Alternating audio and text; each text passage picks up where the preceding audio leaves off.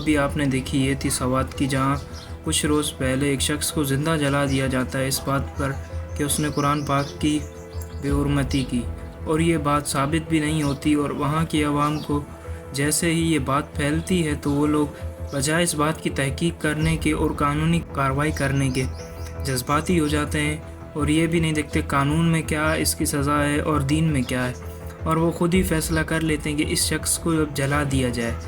ठीक है, हम लोग मुसलमान हैं और हमारा ईमान भी है कुरान पे, लेकिन हमारा दीन इस तरह से इश्तियाल अंगेज़ी नहीं सिखाता, इस तरह से जज्बाती होना नहीं सिखाता। बल्कि दीन में तो ये कहा गया है कि एक इंसान का कत्ल पूरी इंसानियत का कत्ल है, और एक इंसान की जान बचाना पूरी इंसानियत की जान बचाने के मुतरादिफ है। और इन लोगों ने इस बात को पसे पुश डालते हुए अपने जज्बाती रवैये के ऊपर इस शख्स को कत्ल कर देते हैं, और ये भी नहीं देखते कि उसने किया क्या है। एक के बाद एक शख्स उसे मारता है और उसको बेरहमी से कत्ल कर देते हैं। इसी को कहते हैं मॉब लिंचिंग, यानी कानून के ख़िलाफ़ जाकर लोगों का जत्था बनाकर किसी को भी कत्ल कर देना। इसी तरह से हम अगर तारीख़ में देखें तो पिछले 5-6 वर्षों से इस मॉब लिंचिंग में बहुत ही इजाफा हुआ है, थैंक्स टू टीएलपी जो कि एक पार्टी है। टीएलपी के लोग और इस तरह की दीगर दीनी जमातों के लोग दीन फैलाने के बजाय इश्तियाल अंगेज़ी और जज्बातियत को फैलाते हैं। हालांकि इन्हें चाहिए कि ये दीन में जो अहकाम हैं उन पर अमल करते हुए रियासत को पहले रिपोर्ट करें, रियासत को बताएं कि ये वाक़या हुआ है, और रियासत को मौका दें कि वो उसकी कार्रवाई करे और फिर जो सज़ा बनती है वो उस शख्स को दे, ना कि खुद ही फ़ैसला कर लिया जाए। अगर हमने खुद ही फ़ैसला करना होता है तो ये क्या अदालतें क्यों हैं, और ये सारा जुडिशरी का निज़ाम किस लिए है। और पाकिस्तान में जो भी रियासत के कारिंदे हैं वो लोग खुद इनसे डरते हैं, इस तरह के जज्बाती लोगों से। इस टॉपिक पर कोई बात भी नहीं करना चाहता, और कोई जो बात करता है फिर उसी पर दोबारा से गुस्ताखी का फतवा लगा दिया जाता है। हालांकि कोई तहकीक नहीं की जाती कि गुस्ताखी असल में है क्या और इन्होंने की भी है कि नहीं, बस इश्तियाल अंगेज़ी और जज्बातियत फैलाई जाती है। अभी रहना शाइस्ता परवीन है, मैं सुलेमान दी अम्मी हाँ। ਉਹਦੇ ਅੱਬੂ ਜਿਹੜੇ ਨੇ ਉਹ 30 ਸਾਲ ਹੋਏ ਫੌਤ ਹੋ ਗਏ। ਇਹ ਬਾਹਰ ਸੀ, ਉੱਥੇ ਗਿਆ ਹੋਇਆ, ਫਿਰ ਇੱਥੇ ਪਾਕਿਸਤਾਨ ਆਇਆ, ਇਹਦੀ ਸ਼ਾਦੀ ਕੀਤੀ, ਫਿਰ ਇਹ ਲੜਾਈ ਝਗੜੇ ਸਾਡੇ ਨਾਲ ਕਰਦਾ ਰਿਹਾ।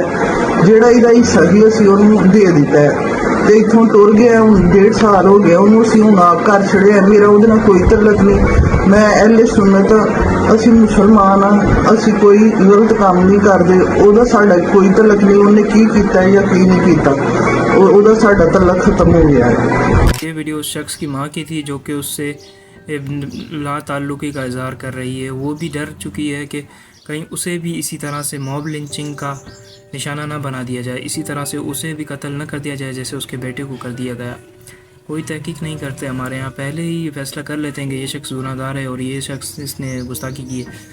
हालांकि कानून भी है, जुडिशरी भी है, लेकिन उनकी कोई सुनता नहीं। वो लोग खुद डरते हैं इन सब से कि उनको भी निशाना ना बना दिया जाए।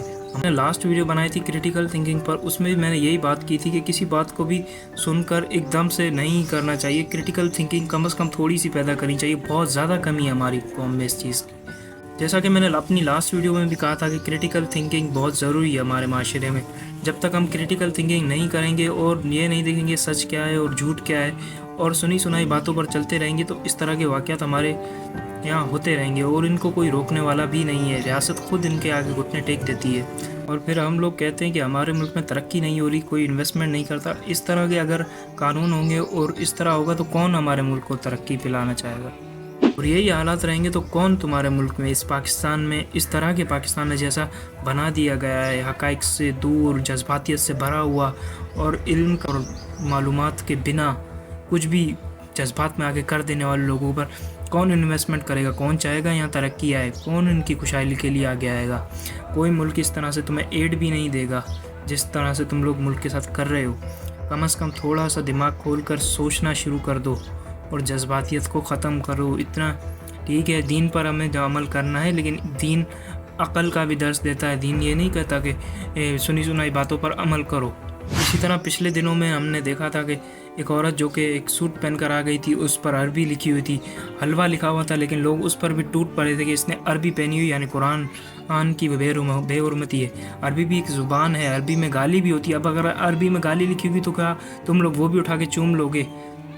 इस तरह से अरबी की अगर कोई चीज़ लिखी हुई थी तो उस पर तुम लोग टूट पड़े। इस तरह से अगर जज्बातियत फैलाएंगे और यही रवैया रखेंगे तो मुल्क का बहुत बेड़ा गर्क होने वाला है।